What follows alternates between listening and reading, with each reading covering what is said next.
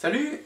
Aujourd'hui je vais faire une petite vidéo où je vais parler d'un appareil qu'on retrouve très souvent sur les installations de plomberie. C'est le groupe de sécurité. Alors, le groupe de sécurité en fait, c'est un petit appareil comme ça qui vient se brancher sur notre chauffe-eau à l'arrivée d'eau du chauffe-eau. Et en fait on l'appelle groupe de sécurité parce que il regroupe plusieurs fonctions en un seul appareil. Il regroupe 4 fonctions. Alors déjà ici là, on a une petite manette.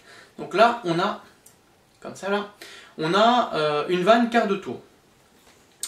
Ensuite, la deuxième fonction qu'il a, juste après la vanne quart de tour, si on regarde dedans là, on voit des petits ressorts. Et en fait, il y a des petits ressorts parce que juste derrière la vanne quart de tour, on a un clapet anti-retour. Ce qui fait que là, on a une flèche avec l'eau qui monte. Et donc en fait, l'eau rentre comme ça et va dans le chauffe-eau, voilà, elle suit ce parcours, tac, tac. Mais à cause de ce clapet anti-retour, elle ne peut pas retourner dans le circuit d'eau froide. Voilà. Deuxième fonction. La troisième fonction, elle se situe ici. Là, on a une soupape de sécurité. Parce que voilà, ce qui se passe, c'est que l'eau dans notre chauffe-eau, lorsqu'elle chauffe, elle se dilate, et puis donc du coup la pression augmente, et elle va s'ouvrir, et puis elle va laisser s'écouler l'excédent d'eau. Et puis alors la quatrième fonction, elle est là, c'est la molette bleue là, qui se trouve juste derrière la soupape de sécurité. En fait la molette bleue là, elle va permettre, voilà, de venir tirer sur la soupape de sécurité et permettre de vidanger. Je sais pas moi, si jamais on a notre ballon de 200 litres là, voilà, si on se contente d'ouvrir un robinet d'eau chaude sanitaire pour le vidanger, ça va pas marcher parce que dans le ballon, on a un tube là. Puis si on ouvre un robinet d'eau froide, ça marchera pas non plus parce que là, on a un clapet anti-retour. Donc, du coup, on a cette molette qui permet de vidanger le ballon en cas de besoin. Alors, les groupes de sécurité, il y en a deux types. Il y a les groupes verticaux, comme ça, qui viennent ici, qui se branchent là et qui se branchent sur les ballons d'eau chaude sanitaire verticaux. Et puis, si on avait un ballon d'eau chaude sanitaire horizontal, l'arrivée d'eau, elle serait pas là. Elle serait là. Tac. Et là, il nous faudrait un groupe de sécurité qui soit horizontal. Parce que là, si je branche celui-là, comme ça, ici, là, on a l'évacuation de l'excédent d'eau pour faire chuter la pression. Et l'eau, elle irait pas dans le siphon, là où il y a ma main, elle irait, voilà. Elle coulerait avant. Donc, il faut un groupe comme ça. Ou alors, sinon, il faut mettre un groupe vertical avec un coude. Ça marche aussi. Alors, concrètement, ce groupe de sécurité, comment il marche? Bon, alors déjà, là, la vanne, voilà. Donc là, si je souffle, ça marche pas. Ensuite, là maintenant ma vanne elle est ouverte, donc là si je souffle, je vais simuler l'introduction d'eau froide dans mon ballon. Donc, voilà, je pousse sur le clapet anti-retour. Alors que si je fais l'inverse là, voilà, l'eau chaude elle peut pas revenir en arrière, elle peut pas retourner dans l'eau froide. Bon alors si j'avais vraiment beaucoup de souffle et que je pouvais souffler jusqu'à 7 bars, j'arriverai à pousser la soupape de sécurité et ça s'écoulerait par là, par le siphon. Ensuite, le clapet anti-retour, son rôle, ça va être d'empêcher que l'eau chaude, elle aille dans la canalisation d'eau froide. Et ça va se produire principalement lorsque le chauffe-eau va monter en température. Donc, monter en température, donc monter en pression, enfin dilatation de l'eau. Et donc, l'eau se dilate, du coup, ça va pousser et on ne veut pas que l'eau chaude qui pousse, elle aille dans la canalisation d'eau froide. Ensuite, le rôle le plus important du groupe de sécurité, la soupape de sécurité. Alors c'est une soupape de sécurité qui est tarée à 7 bars, et en fait, son rôle, c'est de protéger l'installation. Parce que ce qui se passe, voilà, l'eau, on va prendre l'exemple d'une montgolfière. Une montgolfière, lorsqu'on chauffe l'air, l'air se dilate. Et donc en se dilatant, il occupe plus d'espace. Et donc il devient du coup plus léger que l'air froid. L'air chaud est plus léger que l'air froid. Et donc la montgolfière monte. Et c'est exactement le même principe pour l'eau. Lorsqu'on chauffe l'eau, elle va se dilater. Et donc du coup, vu qu'elle se dilate, elle va vouloir occuper plus d'espace. Seulement, nous, notre installation, elle est fermée. Bah, notre chauffe-eau, lui, souvent il est monté avec un contacteur jour-nuit, ce qui fait que il se met en marche pendant la nuit, et puis bah, quand on se réveille au petit matin, voilà, on va prendre sa douche et bah, on a de l'eau chaude. Mais du coup, lorsqu'il chauffe pendant la nuit, tout le monde dort, il n'y a pas de puisage. Tous les robinets sont fermés. Donc il chauffe, il chauffe, il chauffe. L'eau, il n'y a pas d'endroit où elle peut se dilater, et donc du coup, bah, qu'est-ce qui se passe? La pression augmente.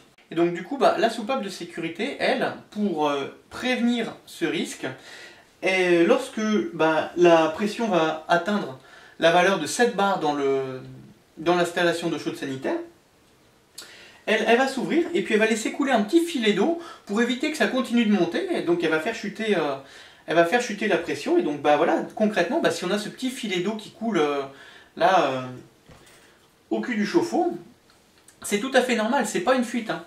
Et puis bah, la conséquence, c'est que lorsqu'on va se réveiller le matin, et bah, le premier robinet où on va ouvrir l'eau chaude, et ben, je vous montre, dans la canalisation, la pression elle sera de 7 bars. Cette pression elle est plus importante que la pression d'eau de la ville. La pression d'eau de la ville c'est peut-être 2-3 bars. Donc du coup, là j'ai tourné mon mitigeur sur l'eau chaude sanitaire. Quand je vais ouvrir, ça va faire un psh fort, et ensuite on va retrouver la pression normale. Et bien ça c'est la différence entre les 7 bars et puis les 2 ou 3 bars de l'installation. Voilà concrètement ce que ça va faire. Voilà. On a eu un gros jet, paf, évacuation de l'excédent de pression, et on retrouve la pression normale. Et bien ça, notre groupe de sécurité, avec la soupape de sécurité, il fait exactement la même chose dès qu'on dépasse les 7 bars. Donc concrètement, bah, le petit goutte à goutte là, c'est tout à fait normal et c'est même nécessaire. C'est une question de sécurité. Et ce petit goutte à goutte, ça peut représenter une quantité d'eau quand même importante, dans la mesure où ça peut atteindre jusqu'à 3% du volume du ballon.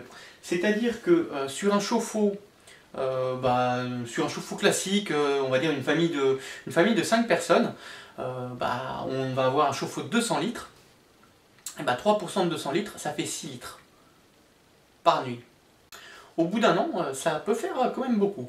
Donc du coup, je ferai une autre petite vidéo où j'expliquerai comment récupérer cette quantité d'eau et comment faire des économies avec ce principe. Alors concrètement, notre groupe de sécurité, il se raccorde comment? Il se raccorde comme ça, donc sur l'arrivée d'eau froide du chauffe-eau. Alors quand on a notre chauffe-eau, on a 2 points de raccordement, et en général on a des petites pastilles. Il y en a une bleue, il y en a une rouge. Bah, la rouge c'est l'eau chaude sanitaire et la bleue c'est l'eau froide. Donc lui, il se monte sur l'eau froide, toujours sur l'eau froide. Là, on raccorde à l'arrivée d'eau froide, et puis ici, on raccorde à la vidange, donc un PVC qui va se raccorder aux évacuations, avec un siphon, parce que si on met pas de siphon, les odeurs, pas top. Et puis de l'autre côté, voilà, on aura notre raccordement pour la distribution d'eau chaude sanitaire. Voilà, donc tout ça pour vous dire que ce groupe de sécurité, c'est un organe important dans l'installation qui participe à la sécurité de celle-ci. Et donc concrètement, on ne s'amuse pas à faire n'importe quoi avec ça. Si jamais il y a un problème ou quoi, on ne va pas venir le démonter, essayer de le réparer, quoi que ce soit. Quand il y a un problème sur le groupe de sécurité, on le change. Et pareil, lorsqu'on change son chauffe-eau, même si le groupe de sécurité il est encore bon, on ne démonte pas le vieux groupe de sécurité pour le remonter sur le nouveau, non. On le balance et on met un groupe neuf. Non, non. C'est un peu comme si j'achetais une voiture neuve, hein. J'ai pas envie qu'on me dise voilà monsieur, votre voiture elle est neuve, par contre les airbags, on vous a mis des airbags d'occasion. Non. Et la raison principale à ça, en fait, c'est le calcaire. Parce que ce qui se passe, c'est que l'eau, lorsqu'on la chauffe, elle peut contenir moins d'éléments. Elle se libère des particules qu'elle peut contenir. Donc on peut avoir des petites bulles d'air par exemple dans l'eau, elle va se libérer des petites bulles d'air. Et exactement pareil pour le calcium et le magnésium qu'elle contient. Calcium, magnésium, concrètement, c'est le calcaire. Elle se dilate, elle devient plus légère, et donc ces éléments, elle ne peut plus les contenir, et donc du coup, elle les laisse se déposer. Et c'est pour ça que souvent, dans nos chauffe-eau, on se retrouve avec énormément de calcaire. Ouais, c'est dégueulasse, je sais. Et donc concrètement, là, ce calcaire qui s'est accumulé, là, voilà, ici, là, et lorsque notre chauffe-eau il va monter en température, et donc ça va pousser dans ce sens-là, et ça va pousser aussi dans ce sens-là. Et donc en poussant dans ce sens-là, ça peut ramener un peu de calcaire dans notre groupe de sécurité, et puis venir le bloquer. Donc quand on change le chauffe-eau, on le change. Voilà, donc j'espère que cette petite vidéo sur le groupe de sécurité vous aura été utile. S'il y en a qui veulent un récapitulatif de toutes ces informations que je viens de vous donner, sous la vidéo dans la description, je mets un lien vers le PDF que vous pouvez télécharger en bonus gratuitement, qui reprend un petit peu tout ce que j'ai expliqué dans cette vidéo sur le groupe de sécurité. Et puis surtout, n'hésitez pas à mettre un petit pouce vers le haut pour soutenir la visibilité sur YouTube de cette vidéo. Voilà, je vous dis bon courage pour vos travaux et à plus tard. Salut!